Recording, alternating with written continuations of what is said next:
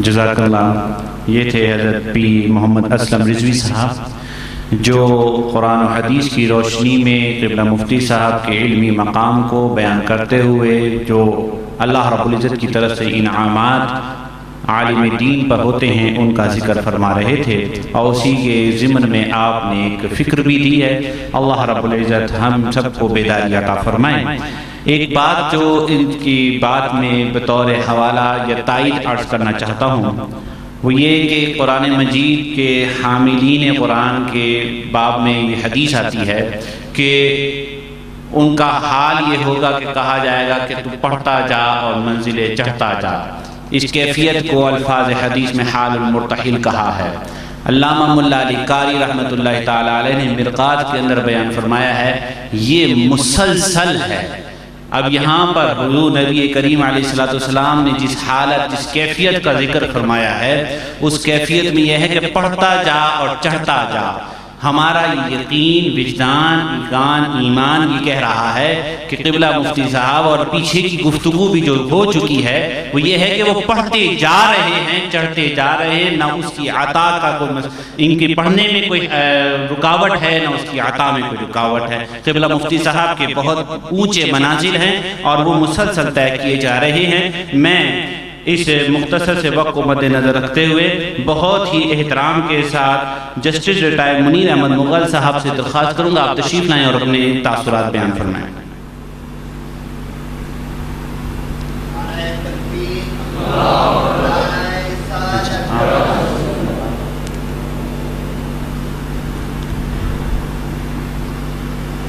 بسم اللہ الرحمن الرحیم، نحمدہ و نصلی علی رسول الکریم۔ پیر طریقت، علماء کرام اور میرے ساتھیوں، السلام علیکم ورحمۃ اللہ وبرکاتہ۔ کتابوں میں پڑھتے آئے تھے، مجالس میں سنتے آئے تھے۔ میں نے حضرت قبلہ مفتی رحمۃ اللہ علیہ پر مقالہ لکھا، اور جب اس کو پرنٹ کرنے لگا تو گھر میں بتی چلی گئی۔ پتہ چلا کہ 2-2 گھنٹے کے بعد یہ بتی جو ہے آتی ہے۔ بڑا پریشان، ادھر یہاں پہنچنا تھا، پریشانی بتانے سے تک کتنی تھی۔ ہمارے گھر میں مہمان آئے ہوئے تھے، میں نے بچوں کو دیکھا تو 9 بچے تھے اور 2 ہم تھے، 11 بندے تھے۔ میں نے کہا بچوں ہاتھ اٹھاؤ، میں نے قبلہ مفتی صاحب کے دربار میں جانا ہے اور ساری رات کی میری یہ محنت ہے، اگر یہ نہ چھپی تو کیا حاصل ہوگا۔ بچوں نے ہاتھ اٹھایا اور کہا کہ بتی آ گئی، بتی آ گئی۔ لوگو، زندہ کرامت کسے کہتے ہیں؟ اسی طرح ایک دن ہم نے لائل پور جانا تھا، امام اعظم رحمۃ اللہ علیہ کی وہ کانفرنس تھی، میرے پاس جانے کا کوئی انتظام نہ تھا کہ مان گھنٹی بجی، باہر مفتی صاحب تھے، ان کے بیٹے ساتھ تھے، ایک آدھا آدمی اور تھا، بیٹھے ہیں اور ہم لائل پور پہنچ گئے۔ اسی طرح ایک دن میں نے کوئی مسئلہ پوچھنا تھا، میں یہاں آیا، کہنے لگے وہ تو کہیں گئے ہوئے ہیں۔ گاڑی آئی، مفتی صاحب آئے، میرے کہنے کے بغیر ہی اس مسئلے کے بارے میں بات کی، وہ کاغذ میری جیب میں رہ گئے۔ لوگوں، زندہ ولی کی اور نشانی کیا ہے؟ اتنے خلیق، اتنے ہمدرد، اتنے نیک، سراپا سنت پر کرنے والے، علم چھوڑا سمندر بہا دیے، اولاد چھوڑی 5 کے 5 بیٹے، اللہ اور اس کے رسول کی طرف مائل۔ بیٹیوں پر بھی اسی طرح کرم ہوگا۔ اللہ تبارک و تعالیٰ نے مناسب عطا کیے تو وہ دیکھ لیجئے کہ سب کے سب اللہ اور رسول کی طرف جانے والے، جس سے بھی پوچھیں آپ وہ یہی کہے گا کہ منکسر المزاجی ان کے اندر بدرجہ عطا موجود تھی. وہ چلتے پھرتے مظہر تھے اس بات کے کہ اسلام کیا ہے. جب بھی آتے تھے قرآن کی کوئی آیت کریمہ فرماتے تھے یا کوئی حدیث بیان کرتے تھے، ان کی ہر بات کے پیچھے قرآن کی آیت یا حدیث شریف ہوا کرتی تھی. یہ معمولی بات نہیں. اساتذہ کی برکت، والدین کی برکت، اور جو ساتھی میسر آئے، چاہے وہ بڑے ہوں چاہے وہ چھوٹے، ان سب کی دعاؤں نے وہ رنگ دکھایا تھا. مفتی صاحب چلتے پھرتے بھی مفتی تھے، بیٹھے ہوئے بھی مفتی تھے، مسجد عالیہ پر بیٹھے ہوئے وزیر تھے، سب کچھ تھا. میں نے ان کی عاجزی کی حد دیکھی. ان کے وزارت خانے میں ایک مرتبہ میں گیا تو ان کی عاجزی اتنی کہ کیا بتاؤں میں آپ کو. دربار شریف میں آتے تھے حضور داتا گنج بخش رحمۃ اللہ علیہ میں وہاں کا چیئرمین تھا اور یہ وزیر تھے. اتنی عاجزی میں کیا بتاؤں آپ کو. کہنا یہ چاہتا ہوں کہ اللہ تبارک و تعالیٰ نے ان پر وہ انعام و اکرام کیے تھے جو بھی ہمارے حضرت صاحب نے فرمائے، ایک سے بڑھ کے بات کی. اللہ تبارک و تعالیٰ ان کے درجے بلند کرے. اللہم اغفر لہ ولجمیع امت محمد صلی اللہ علیہ وسلم وما علینا الا البلاغ المبین. ماشاءاللہ. دریا کو کوزے میں بند کرنا اس کو کہتے ہیں، اور وقت کا خیال رکھنا بھی ماشاءاللہ یہ اسی کو کہتے ہیں، اور منیر احمد بھی اسی کو کہتے ہیں. جی اللہ اکبر. میں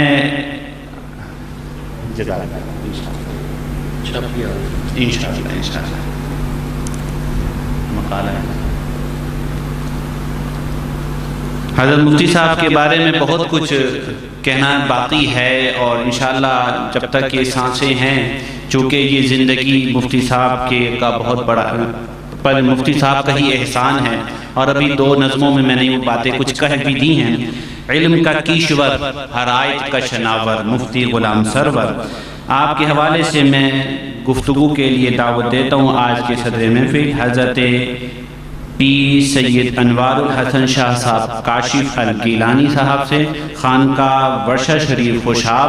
آپ کی بارگاہ میں درخواست گزار ہوں کہ آپ تشریف لائیں اور اپنے ملفوظات عالیہ سے ہمیں مستفید فرمائیں. حضرت پیر سید انوار الحسن شاہ صاحب الگیلانی، آپ کی آمد سے قبل ایک نعرہ بلند فرمائیے. نعرہ تکبیر، نعرہ رسالت، نعرہ تحقیق، مسلک حق اہل سنت، علماء اہل سنت، مشائخ اہل سنت، حضرت پیر سید انوار الحسن شاہ صاحب گیلانی.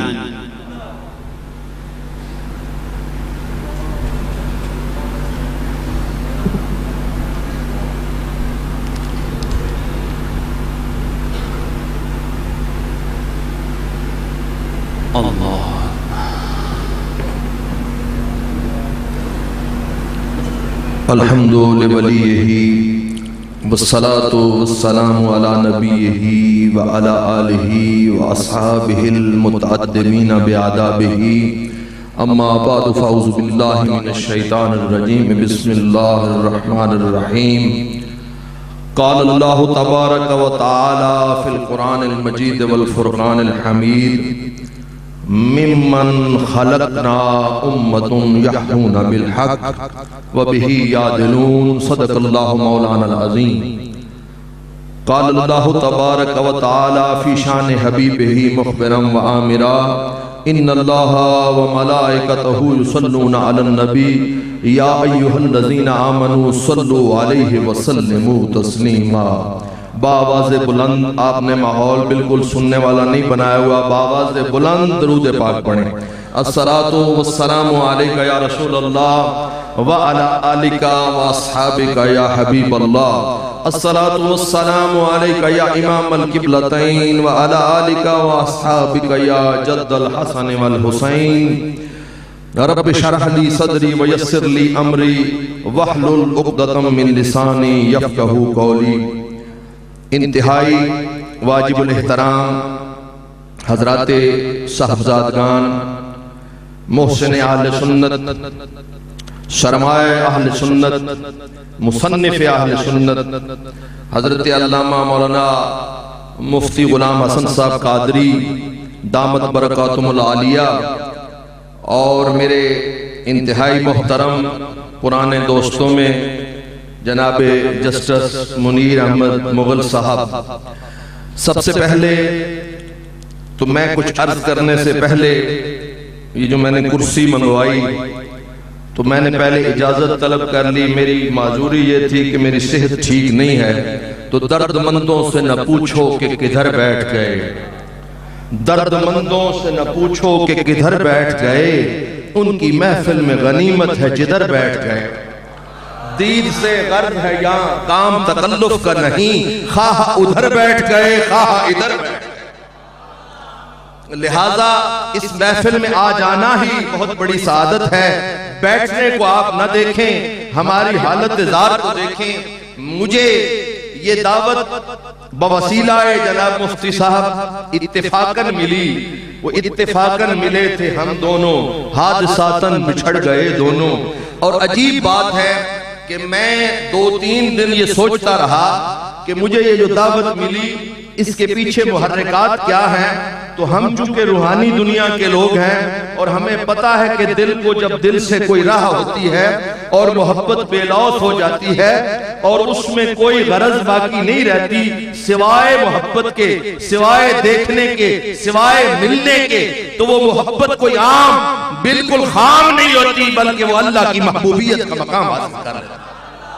اللہ نے حدیث قدسی میں یہ ارشاد فرمایا وجبت محبتی للمتحابین فیا والمتجالسین فیا والمتزاورین فیا، جو میرے لیے ایک دوسرے سے ملتے ہیں، محبت کرتے ہیں، ایک دوسرے کی زیارت کرتے ہیں، اللہ فرماتا ہے میری محبت ان پہ واجب ہے۔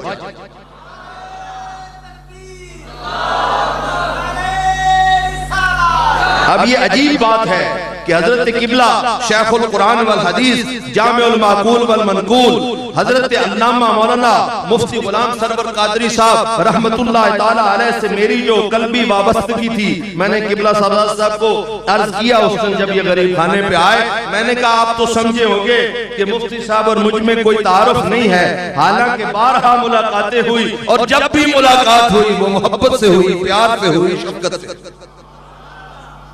ایک دفعہ الحمرہ میں ایک پروگرام میں حضرت نے خطاب فرمانا تھا، آپ کو بہت جلدی تھی، کہیں اور بھی درس کے لیے جانا تھا اور میرا بھی انہوں نے وہاں خطاب رکھا ہوا تھا۔ اب ان کی خواہش یہ تھی کہ میں جونیئر تھا، مجھے پہلے ٹائم دیا جاتا، حضرت قبلہ مفتی صاحب سینئر تھے، ان کو بعد میں۔